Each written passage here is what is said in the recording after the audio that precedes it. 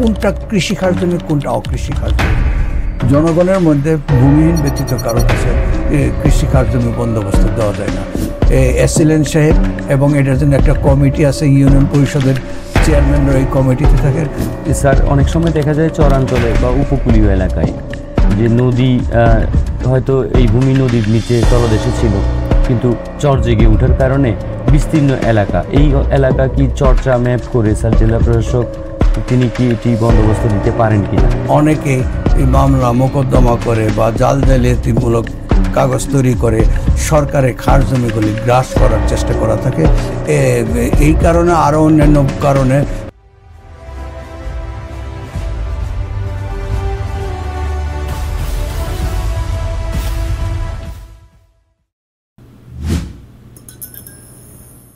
দর্শক শ্রোতা, আপনাদের স্বাগত জানাচ্ছি হান্নান মিয়ার আইন পাঠের নতুন আরেকটি পর্ব। যথারীতি আপনাদের সামনে হাজির হলাম আমি মোহাম্মদ সাইফুল ইসলাম। আমাদের সাথে আজকে অনুষ্ঠানে রয়েছেন বরাবরের মতোই আপনাদের প্রিয় মুখ জনাব মোহাম্মদ হান্নান মিয়া স্যার। স্যারের আইনগত পরামর্শ এবং দিক নির্দেশনা এই অনুষ্ঠান আপনাদের সামনে হাজির হয়। আপনাদের প্রশ্ন পেয়ে থাকি এবং সেই প্রশ্নগুলোর উত্তর আমরা দিয়ে থাকি। আমাদের ইউটিউব চ্যানেলে আপনারা আমাদের এই প্রশ্নগুলো করেন এবং স্যার সেই প্রশ্নগুলোর উত্তর দেন। এর মাধ্যমে আপনাদের ভূমি বিষয়ক যে কোনো জিজ্ঞাসা এই পডকাস্টের মাধ্যমে আমরা সমাধান করার চেষ্টা করি। স্যার আজকে আলোচনা করবেন কৃষি খাস জমি বন্দোবস্ত পদ্ধতি নিয়ে, কিভাবে বন্দোবস্ত দেয়া যায় এবং বন্দোবস্ত কিভাবে বাতিল হয় ইত্যাদি বিষয় নিয়ে হান্নান মিয়া স্যার আজকের এই পর্বে আমাদের সাথে রয়েছেন। স্যার কেমন আছেন? আপনাকে স্বাগত জানাচ্ছি। ধন্যবাদ। আজকের বিষয় হলো কৃষি খাস জমি বন্দোবস্ত পদ্ধতি। সরকার কিভাবে খাস জমি পায় সেটার বর্ণনা কিন্তু বিগত পর্বে বলেছি। এই খাস জমি সংক্রান্ত বিষয়ে সরকার কোন পদ্ধতিতে অগ্রসর হয়? রাষ্ট্রীয় অধিগ্রহণ প্রজাস্বত্ব আইনের ৭৬ ধারায় বলা হয়েছে, রাষ্ট্র যে খাস জমি পেল সরকার সেই খাস জমি বিলি বন্দোবস্ত করতে পারেন। এই বিলি বন্দোবস্ত করার জন্য দুইটা পদ্ধতি, কৃষি খাস জমি বন্দোবস্ত পদ্ধতি এবং অকৃষি খাস জমি বন্দোবস্ত পদ্ধতি। এই কৃষি খাস জমি বন্দোবস্ত পদ্ধতি 1997 সালের এবং অকৃষি খাস জমি বন্দোবস্ত পদ্ধতি 1995 সালের। এই কৃষি খাস জমি আর অকৃষি খাস জমি বন্দোবস্ত নিয়ে বলতে হলে এই দুইটার মধ্যে পার্থক্য কি, কোনটা কৃষি খাস জমি কোনটা অকৃষি খাস জমি। এই দুইটা নীতিমালা অনুসারে অকৃষি খাস জমির সংজ্ঞা দেওয়া আছে সিটি কর্পোরেশন এলাকা, পৌরসভা এলাকা, জেলা সদর এলাকায় যে জমিগুলি থাকবে সেগুলি কৃষি খাস জমি, যে খাস জমি থাকবে সেগুলিকে অকৃষি খাস জমি বলা হয়ে থাকে। এবং সরকার এই এলাকাগুলির বাইরে যে এলাকায় সরকার অকৃষি ঘোষণা করেছে সেগুলি অকৃষি খাস জমি, আর এর বাইরে সকল জমি কৃষি খাস জমি সম্পত্তি। এমনকি কৃষকের বাড়িও কৃষি খাস জমি পদ্ধতি, এটা আমাদের জানতে হবে। অকৃষি খাস জমি নীতিমালা ভিন্ন, কৃষি খাস জমির নীতিমালা ভিন্ন। আজকে কৃষি খাস জমির নীতিমালা নিয়ে কথা বলবো। কৃষি খাস জমি বন্দোবস্ত দেওয়ার প্রথম শর্ত এটা ভূমিহীনদের ব্যতীত কাউকে বন্দোবস্ত দেওয়া যায়, শুধু ভূমিহীনরাই এই বন্দোবস্ত পাবে, অন্য কেউ পাবে না। সরকারের উন্নয়ন কর্মকাণ্ডে ব্যবহার করবে সেটা ভিন্ন বিষয়। জনগণের মধ্যে ভূমিহীন ব্যতীত কারো কাছে কৃষি খাস জমি বন্দোবস্ত দেওয়া যায় না। এই নীতিমালা অনুসারে দুইটা কাজ করতে হয়। এক নাম্বার কাজ হলো খাস জমি নিষ্কণ্টক করতে হয়, দুই নাম্বার কাজ হলো ভূমিহীনদের তালিকা করতে হয়। তাহলে আগে আমি বলি খাস জমি নিষ্কণ্টক করার পদ্ধতি কি। অনেক সময় দেখা যাচ্ছে খাস জমি নামে বেনামে বিভিন্ন জনে বেদখল করে রাখে। এটা অবশ্যই প্রথমে এসছিলেন সার্ভেয়ার এবং ইউনিয়ন ভূমি সহকারী কর্মকর্তা তথা তহসিলদারের মাধ্যমে কৃষি খাস জমিগুলি চিহ্নিত করবেন। চিহ্নিত করার পর দেখবেন সেগুলো সরকারের দখলে আছে বা নাই। যদি দখলে না থাকে এইটা উচ্ছেদ করে খাস জমিটা সরকারের দখলে নেবেন। এই উচ্ছেদ করার যে পদ্ধতি জেলা প্রশাসক 1970 সালের রিকভারি অফ পজিশন অর্ডিন্যান্স নামে একটি অর্ডিন্যান্স আছে, এই অর্ডিন্যান্সের মাধ্যমে এটা দখল নিয়ে থাকেন। এইভাবে কৃষি খাস জমিগুলিকে সরকারের দখলে নিতে হবে এবং চিহ্নিত করতে হবে। এবং শুধু সরকারের দখলে নিলেই হবে না, আমি আগের পর্বে বলেছি 8 নম্বর রেজিস্টারে চারটা ভাগ আছে। এর মধ্যে দ্বিতীয় ভাগে হলো বন্দোবস্তযোগ্য খাস জমি। 1 নম্বর ভাগে যেগুলি আছে সেগুলি কখনোই বন্দোবস্ত দেওয়া যাবে না। খেলার মাঠ, পাবলিক ইজমেন্টভুক্ত কবরস্থান, গোরস্থান, মহাশ্মশান, এইগুলি কখনোই বন্দোবস্ত দেওয়া যাবে না।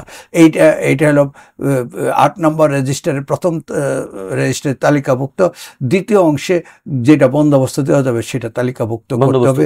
বন্দোবস্তযোগ্যগুলি তালিকাভুক্ত করা হইলে তারপরে সেটা আমরা বন্দোবস্তের জন্য উপযুক্ত হইলে আমরা বন্দোবস্তের জন্য তালিকাভুক্ত করব এবং এটা তালিকা প্রকাশ করব। তালিকা প্রকাশ করে জনগণকে জানান দিতে হবে এইগুলি বন্দোবস্ত দেওয়া হবে এবং এর জন্য ভূমিহীনদের তালিকা প্রণয়ন করা হবে। ভূমিহীন কারা এটার জন্য 5টা ক্রাইটেরিয়া দেওয়া আছে। এই 5টা ক্রাইটেরিয়া দিয়ে ভূমিহীনের অগ্রাধিকার তালিকা প্রণয়ন করতে হবে। 1 নম্বর, ভূমিহীন বলতে যার ঘর বাড়ি জমি জিরাত কিছুই নাই এবং মুক্তিযোদ্ধা, সেটা 1 নম্বর অগ্রাধিকার তালিকা। দ্বিতীয় অগ্রাধিকার তালিকা যার ঘর বাড়ি কিছুই নাই কিন্তু নদী ভাঙ্গা, তার ছিল, নদী ভাঙ্গা নিয়ে যাওয়ার কারণে এখন সে ভূমিহীন হয়ে গেছে। এটা হলো দ্বিতীয় অগ্রাধিকার তালিকা। তৃতীয় অগ্রাধিকার তালিকা, তার জমি জিরাত কিছুই নাই, শুধু 5 শতক একটা বাড়ি আছে, তাহলে তৃতীয় অগ্রাধিকার তালিকা। এরপরে আরও 2 প্রকার আছে। এইভাবে অগ্রাধিকার তালিকা প্রণয়ন করিয়া তারপরে এই তালিকার জন্য আবেদন নেবে এসিলেন্ট সাহেব এবং এটার জন্য একটা কমিটি আছে। ইউনিয়ন পরিষদের চেয়ারম্যানরা এই কমিটিতে থাকেন। এই কমিটির মাধ্যমে অগ্রাধিকার তালিকা প্রণয়ন করিয়া ইউনিয়ন ওয়াইজ প্রণয়ন করতে হবে। প্রণয়ন করিয়া এটার একটা তালিকা টানায় দিতে হবে। এই তালিকার বিরুদ্ধে কোনো অভিযোগ আছে কিনা, অভিযোগ থাকলে এটা নিষ্পত্তি করতে হবে। নিষ্পত্তি করিয়া একটা অগ্রাধিকার তালিকা তৈরি করতে হবে, ভূমিহীনদের অগ্রাধিকার তালিকা। এই তালিকা এসিলেন্টের নেতৃত্বে একটা কমিটি আছে। এই কমিটি এই তালিকাটা করে উপজেলায় সাবমিট করবেন। উপজেলা ভূমি ব্যবস্থাপনা কমিটি যেটা আছে, খাস জমি ভূমি ব্যবস্থাপনা কমিটি আছে, এই কমিটি এটা ফাইনাল করবেন, চূড়ান্ত করবেন, আপিলগুলি হিয়ারিং করে নিষ্পত্তি করে করবেন। তারপরে এই ভূমিহীনদের তালিকা দিয়ে মনে করে 1 একর 10 একর জমি এবার বন্দোবস্ত দেওয়ার উপযুক্ত আছে। 10 একর জমি প্রত্যেককেই কিন্তু 50 শতকের বেশি দেওয়া যায় না, তবে চর অঞ্চলে হইলে 1.5 একর পর্যন্ত বন্দোবস্ত দেওয়া যায়। এখন এই বন্দোবস্ত দিতে গিয়ে ভূমিহীনদের তালিকা কত এবং জমির পরিমাণ কত, এইটা লোকাল যে উপজেলা খাস জমি ব্যবস্থাপনা বন্দোবস্ত কমিটি আছে, এই কমিটি এটা একটা অ্যালাইন করবেন অগ্রাধিকার তালিকা অনুযায়ী। প্রথম 1 নম্বর অগ্রাধিকার তালিকা যে কয়জন থাকে এবার ডিসাইড করলো জমির পরিমাণ কম, এবার শুধু 1 নম্বর অগ্রাধিকার তালিকা। যদি জমির পরিমাণ বেশি থাকে 2 নম্বর অগ্রাধিকার তালিকার দিকে যাবে। এইভাবে ক্রমান্বয়ে যত পরিমাণ জমি থাকে সবাইকে ইনক্লুড করার চেষ্টা করতে হবে। চেষ্টা করে তারা জমিগুলোকে তাদের নামে বরাদ্দ দেওয়ার জন্য উপজেলা পর্যায়ে একটা কমিটি, যে কমিটি আছে এই কমিটিতে একটা রেজুলেশন নেবেন। রেজুলেশন নেওয়ার পর তারা ডিসাইড করবেন কাকে কত পরিমাণ জমি দেওয়া হবে এবং তাদের কাছ থেকে আবেদন নেওয়া হবে। এই আবেদনে পরিবারের গ্রুপ ফটো থাকতে হবে, কোন পরিবারকে দেওয়া হচ্ছে। এক পরিবারে কখনো আধা একরের বেশি দেওয়া যাবে না এক পরিবারে। এটা যখন নিশ্চিত হবে তখন এসিলেন্টকে বলা হবে কেস নথি সিজন করার জন্য। এসিলেন্ট সাহেব একটা কেস নথি সিজন করবেন এই উপজেলা কমিটির রেজুলেশন অনুসারে। কেস নথি সিজন করবেন সার্ভেয়ার এবং ইউনিয়ন ভূমি সহকারী কর্মকর্তা তথা তহসিলদারের মাধ্যমে প্রতিবেদন নিয়ে এবং একটি কলমি নকশা মানে লোকাল নকশা তৈরি করে এই বন্দোবস্তের জন্য এটা প্রস্তুত করবেন। কেস নথি সিজন করিয়া এটা সিজন করিয়া তারপরে প্রস্তুত করে উপরে ইউনিয়ন নিকট প্রেরণ করবেন। উপজেলা নির্বাহী অফিসার এই বিষয়ে দেখবেন যে উপজেলা কমিটির প্রস্তাব অনুসারে প্রস্তাব আসছে কিনা, কেস নথি সিজন হয়েছে কিনা সেটা যাচাই বাছাই করে তিনি আর একটু রিফাইন করার সুযোগ থাকলে সে রিফাইন করবেন। তারপরে তিনি প্রস্তাবটা পাঠিয়ে দেবেন জেলা প্রশাসকের নিকট। জেলা প্রশাসক এটা পাওয়ার পর আর তার পক্ষে আরডিসি এটা পুঙ্খানুপুঙ্খভাবে নীতিমালা মোতাবেক দাখিল হয়েছে কিনা যাচাই করবেন। যাচাই করিয়া তারপরে এটা প্রস্তাব উপস্থাপন করবেন জেলা খাস জমি বন্দোবস্ত কমিটিতে। এই যখন বন্দোবস্ত দিবেন তখন জেলা প্রশাসক এটার কার জমি বন্দোবস্ত কমিটির মাধ্যমে যদি এটা অনুমোদন হয় তখন তিনি কেস নথিটা এই রেজুলেশন সহ কেস নথিটা আবার উপজেলায় পাঠিয়ে দেবেন অ্যাসিল্যান্ডের নিকট। অ্যাসিল্যান্ড যখন দেখবেন জেলা প্রশাসকের অনুমোদন আছে, কেস নথিতে কিন্তু রেজুলেশনের অনুসারে প্রতিটা কেস নথিতে জেলা প্রশাসক লিখিতভাবে নির্দেশ দিবেন তার অনুকূলে এই এত শতক খাস জমি বন্দোবস্ত দেওয়া হোক। সর্বোচ্চ আধা একর, কিন্তু কমও হইতে পারে, বেশি হবে না। যদি সবার মধ্যে ডিস্ট্রিবিউশন করতে গিয়ে এই আধা একর না দেওয়া 4 একর দিতে পারে, কিন্তু বেশি দেওয়া যাবে না, কম দেওয়া যাবে, বেশি দেওয়া যাবে না। যখন এই প্রস্তাবটা অনুমোদন হয়ে আসবে তখন অ্যাসিল্যান্ড সাহেব এই অনুমোদনের প্রেক্ষিতে এই পার্টিকে ডাকবেন, সংশ্লিষ্ট যিনি বন্দোবস্ত প্রাপক তিনি তার কাছে একটি কবুলিয়ত সম্পাদনের জন্য তিনি তাকে ডাকবেন এবং কবুলিয়ত সম্পাদন, কবুলিয়ত হলো 30-40টা নির্দেশ আছে, এইগুলি প্রতিপালন সাপেক্ষে তিনি এটা গ্রহণ করিবেন। এই কবুলিয়ত সম্পাদন যখন করা হয় রাষ্ট্রের পক্ষে অর্থাৎ জেলা প্রশাসকের পক্ষে অ্যাসিল্যান্ড সাহেব কবুলিয়তটা সম্পাদন করেন, আর যিনি গ্রহীতা তিনি সম্পাদন করেন এবং 2জন সাক্ষীর স্বাক্ষর থাকে, একজন সরকারি সাক্ষী আর একজন কবুলিয়ত গ্রহীতার পক্ষে আরেকজন স্বাক্ষর নিয়ে এই বন্দোবস্ত কবুলিয়ত ফর্ম সম্পাদন করা হয়। কবুলিয়ত যখন সম্পাদন করা হবে তারপর এটা রেজিস্ট্রেশন অধিদপ্তরের নিকট প্রেরণ করা হয়। বলা যায় বিনামূল্যে রেজিস্ট্রেশন হয়ে থাকে, যেহেতু খাস জমি দরিদ্র মানুষকে দেওয়া হয় সাব রেজিস্ট্রির কাছে। রেজিস্ট্রেশন হয়ে গেলে তখন এটা দখল হস্তান্তর করা হয়। দখল হস্তান্তর করার পর অ্যাসিল্যান্ড সাহেব এই দখল হস্তান্তর এবং কবুলিয়তের ভিত্তিতে তিনি তার নামে মিউটেশন করেন, নামজারি করে দেন, মিউটেশনের নামজারি করে দেন। তবে নামজারিতে এটা কিন্তু তার চূড়ান্তভাবে নামজারি হয় না, এটা সবসময় মালিকের ঘরে লেখেন যে গণপ্রজাতন্ত্রী বাংলাদেশ সরকারের পক্ষে মালিক কালেক্টর, বন্দোবস্ত গ্রহীতা জনাব মোহাম্মদ হান্নান মিয়া। সেটা হলো বন্দোবস্ত গ্রহীতার নাম ঠিকানা লিখতে হয় এবং বন্দোবস্তের জন্য প্রথম এবং প্রধান শর্ত হলো ইহা হস্তান্তরযোগ্য নয়, উত্তরাধিকার সূত্রে হস্তান্তরযোগ্য হবে, কিন্তু কেনা বেচা এইভাবে হস্তান্তর করা যাবে না। এটি বন্দোবস্ত প্রদান প্রক্রিয়া বাংলাদেশে বর্তমানে বিদ্যমান আলোকে। স্যার, অনেক সময় দেখা যায় চরাঞ্চলে বা উপকূলীয় এলাকায় যে নদী হয়তো এই ভূমি নদীর নিচে তলদেশে ছিল, কিন্তু চর জেগে ওঠার কারণে বিস্তীর্ণ এলাকা, এই এলাকা কি চর্চা ম্যাপ করে স্যার জেলা প্রশাসক তিনি কি এটি বন্দোবস্ত দিতে পারেন কিনা? এটা অনেক আগে, আমার যতটুকু জানা আছে 20-30 বছর আগে একটা বিধান ছিল যে স্থানীয় নকশা, এটাকে চর্চা ম্যাপ বলা হয়, চর্চা ম্যাপ দিয়ে 100 বন্দোবস্ত দেওয়া যেত। কিন্তু দেখা যাচ্ছে এই চর্চা ম্যাপের 100 বন্দোবস্তের কাগজ নিয়ে অনেকেই মামলা মোকদ্দমা করে বা জালিয়াতিমূলক কাগজ তৈরি করে সরকারের খাস জমিগুলি গ্রাস করার চেষ্টা করা থাকে। এই কারণে আরও অন্যান্য কারণে সরকার এই বর্তমানে চর্চা ম্যাপ করে খাস জমি বন্দোবস্ত দেওয়ার বিধান বাতিল করেছে। এখন চর এলাকার জমি বন্দোবস্ত দিতে হলে অবশ্যই দিয়ারা জরিপ করতে হইব। দিয়ারা জরিপ করে রেকর্ড হওয়ার পর সরকারের নামেই রেকর্ড হবে, এটা রেকর্ড হওয়ার পর প্লটিং হওয়ার পর তারপরে এটা বন্দোবস্ত দিতে হবে, এছাড়া বন্দোবস্ত দেওয়ার কোনো বিধান নেই। স্যার, আরেকটি বিষয় রয়েছে স্যার, অনেক ক্ষেত্রে দেখা যায় যে দিয়ারা সেটেলমেন্ট হচ্ছে না বছরের পর বছর, তো এই ক্ষেত্রে এই মানুষগুলো সেই চরে বসতি করে থাকে, তাদের কিন্তু একটা আইডেন্টিটি প্রয়োজন স্যার।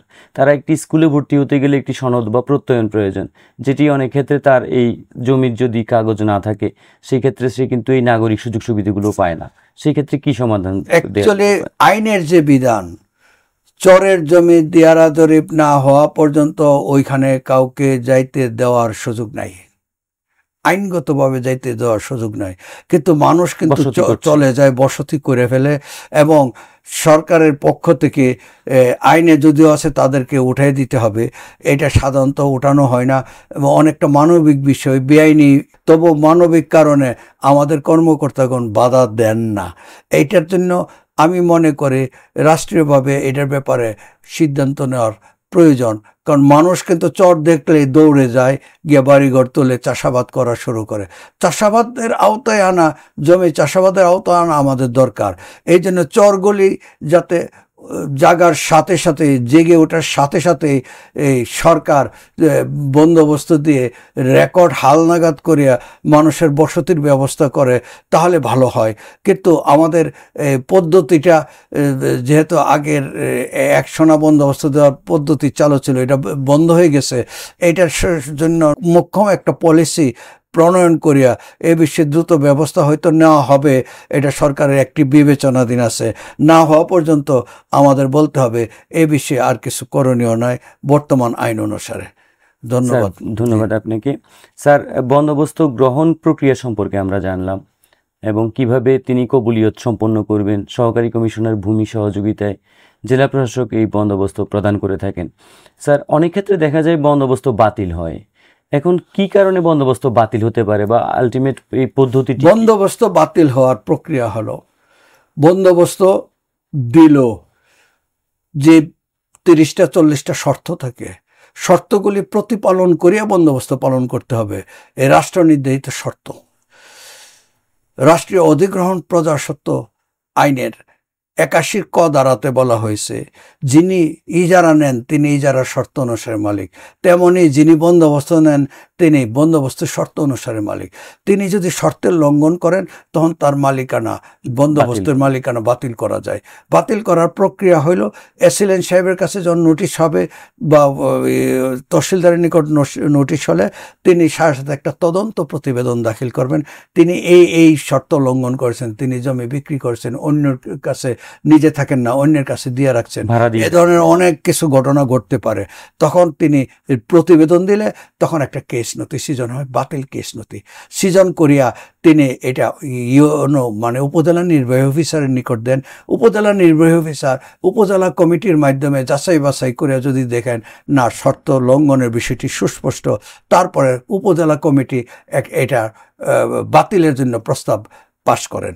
এই পাশ করলে কেস নথি এবং উপজেলার রেজুলেশন কমিটির রেজুলেশন সহ এটা জেলা কমিটিতে প্রেরণ করা হয়, জেলা প্রশাসকের নিকট প্রেরণ করা হয়, জেলা প্রশাসক জেলা কমিটিতে প্রেরণ করেন। কিন্তু এখানে কিন্তু যখন প্রস্তাব দিবেন এসিলেন্ট সাহেবকে খুব সতর্কতার সাথে প্রস্তাব দিতে হবে। যদি বন্দোবস্ত দেওয়া হয়েছে কিন্তু রেজিস্ট্রেশন হওয়ার আগেই বন্দোবস্ত বাতিলের প্রশ্ন হয়, তাহলে কিন্তু একটা প্রস্তাব দিলে হবে বন্দোবস্ত বাতিল, এতে কোনো আইনগত বাধা নাই। কিন্তু যদি রেজিস্ট্রেশন হয়ে গেছে বন্দোবস্ত বাতিলের প্রশ্ন আসে, তাহলে তাকে দুইটা প্রস্তাব দিতে হবে। 1 নম্বর প্রস্তাব বন্দোবস্ত বাতিল করবেন, 2 নম্বর প্রস্তাব রেজিস্ট্রেশন বাতিল করতে হবে। দুইটা প্রস্তাব দিতে হবে। রেজিস্ট্রেশন বাতিল কে করবে? রেজিস্ট্রেশন বাতিল আদালত করতে হবে। রেজিস্ট্রেশন বাতিল জেলা প্রশাসক করতে পারবে, সাব রেজিস্ট্রারও করতে পারবে না, একমাত্র আদালতে করতে হবে। তাহলে যখন এই প্রস্তাবটা সুস্পষ্ট প্রস্তাব, দুইটা প্রস্তাব সহ চলে যাবে, জেলা প্রশাসক জেলা কমিটিতে এটা উপস্থাপন করবেন। জেলা কমিটির যদি এটা অনুমোদন দেন যে শর্ত লঙ্ঘন করছে, এটা তো জেলা কমিটি অনুমোদন দিবেনি, তাহলে জেলা প্রশাসক প্রথমেই বন্দোবস্ত প্রস্তাব বাতিল করবেন এবং সেই সাথে আদেশ দেবেন। এই বাতিলের আদেশ দিয়ে সিভিল কোর্টে মামলা করার জন্য এটা তহসিলদার সাহেব সাধারণত কালেক্টরের পক্ষে মামলাটা করে থাকেন। এসিলেন্ট আদেশ দিলে মামলাটা করলে যখন নাকি রেজিস্ট্রেশনটা বাতিল হবে তখন কিন্তু বন্দোবস্ত আদেশটা কার্যকর করা সম্ভব হয়। রেজিস্ট্রেশন বাতিল হওয়ার আগে বন্দোবস্ত আদেশটা কার্যকর করা যায় না। থ্যাংক ইউ জনাব সাইফুল, গুরুত্বপূর্ণ প্রশ্ন উপস্থাপন করার জন্য, এবং আমাদের এই দর্শক শ্রোতা যারা আছেন তাদেরকেও ধন্যবাদ জানাই ধৈর্য সহকারে শোনার জন্য। পরবর্তী পর্বে নতুন উপাখ্যান নিয়ে আপনাদের সামনে হাজির হব। ধন্যবাদ। আসসালামু আলাইকুম। স্যার, আপনাকে অনেক ধন্যবাদ। অনেক সময় নিয়ে স্যার আমাদেরকে বিষয়টি পরিষ্কার করলেন। খাসজমি বন্দোবস্ত একটি দীর্ঘ ধারাবাহিক প্রক্রিয়া এবং অনেকেই বিষয়টি জানতেন না, হয়তো আজকের এই আলোচনার মাধ্যমে মানুষ বিষয়টি বুঝতে পারবেন এবং দর্শক শ্রোতা উপকৃত হবেন। স্যার, আপনাকে ধন্যবাদ জানিয়ে এবং আমার দর্শক শ্রোতা যারা যেখানে বসে এই অনুষ্ঠান দেখেছেন আপনাদের সকলকে ধন্যবাদ জানাচ্ছি। আজকে এই পর্বে আমরা কৃষি খাস জমি বন্দোবস্ত সম্পর্কে জানলাম। আগামী পর্বে আমরা অকৃষি খাস জমি বন্দোবস্ত সম্পর্কে হান্নান মিয়া স্যারের কাছ থেকে জানব। ততক্ষণ পর্যন্ত ভালো থাকুন। কোনো জিজ্ঞাসা বা প্রশ্ন বা শুভকামনা আমাদের ড্রপ বক্সে মেসেজে আমাদেরকে কমেন্ট করতে পারেন। আপনাদের শুভকামনা এবং ভালোবাসা এই পডকাস্টের মূল চালিকা শক্তি। সকলকে ধন্যবাদ। আসসালামু আলাইকুম। রাষ্ট্র যদি মনে করে কবি, সাহিত্যিক, বিশেষ পুরস্কারপ্রাপ্ত ব্যক্তিত্ব তাদেরকে দেওয়া যায়, অন্য কাউকে দেওয়া যায় না। এটা নির্ধারিত ফর্মে দিতে হবে, এটার জন্য কবুলিয়ত সম্পাদন করতে হবে।